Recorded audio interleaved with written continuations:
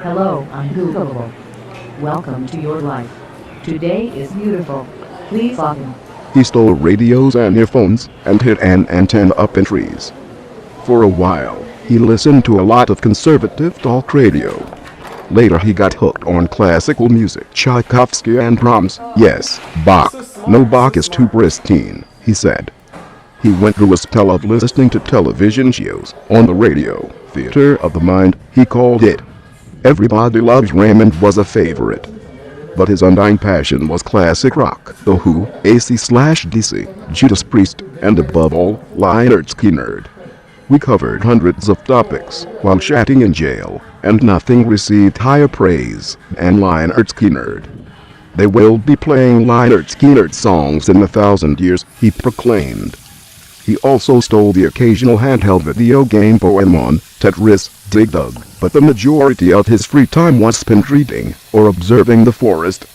Don't mistake me for some bird-watching PBS type, he warned, but then proceeded to poetically describe the crunch of dry leaves underfoot, walking on cornflakes, and the rumble of an ice crack propagating across the pond like a bowling ball rolling down an alley.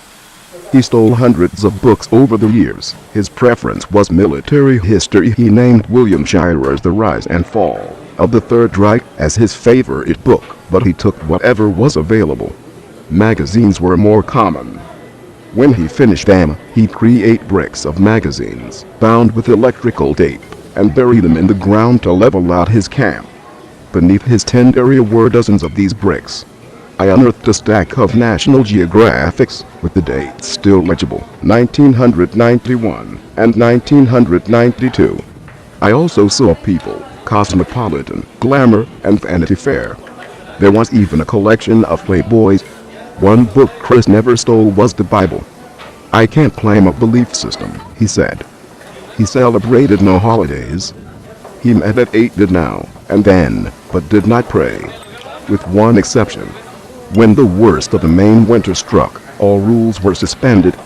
Once you get below -20, you purposely don't think, he told me. His eyes went wide and fearful from the memory. That's when you do have religion. You do pray. You pray for warmth. Chris lived by the rhythms of the seasons, but his thoughts were dominated by surviving winter. Preparations began at the end of each summer, as the lakeside cabins were shutting down for the year. It was my busiest time, he said. Harvest time.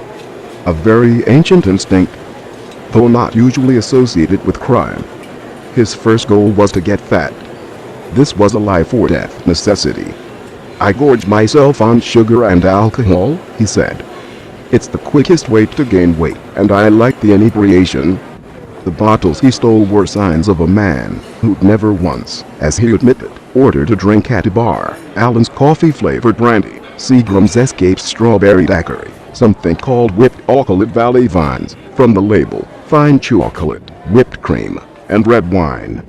Photo, Jennifer Smith Mayo. As the evenings began to chill, he grew his beard to the ideal length, about an inch, long enough to insulate his face, short enough to prevent ice buildup.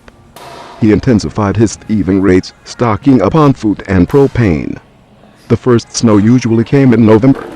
Chris was always fearful about leaving a single boot print anywhere, which is impossible to avoid in a blanket of snow. And so for the next 6 months, until the spring thaw in April, Chris rarely strayed from his clearing in the woods. I asked him if he just slept all the time, a human hibernation. Completely wrong, he replied. It's dangerous to sleep too long in winter. When seriously frigid weather descended, he conditioned himself to fall asleep at 7:30 p.m. and get up at 2 a.m. That way, at the depth of cold, I was awake. If he remained in bed any longer, condensation from his body could freeze his sleeping bag. If you try and sleep through that kind of cold, you might never wake up. The first thing he'd do at 2 a.m. was light his stove and start melting snow.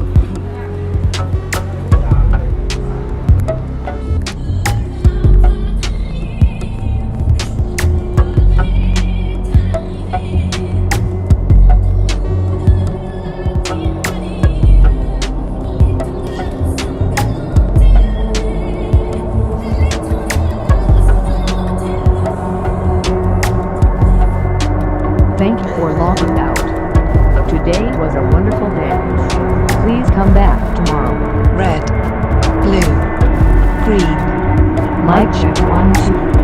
Congratulations. You reject the good enough. You reject words like symbolism and postmodernism. Obsolescence is not part of your vocabulary. Every night, every day, every step of the way. The diktat of fashion.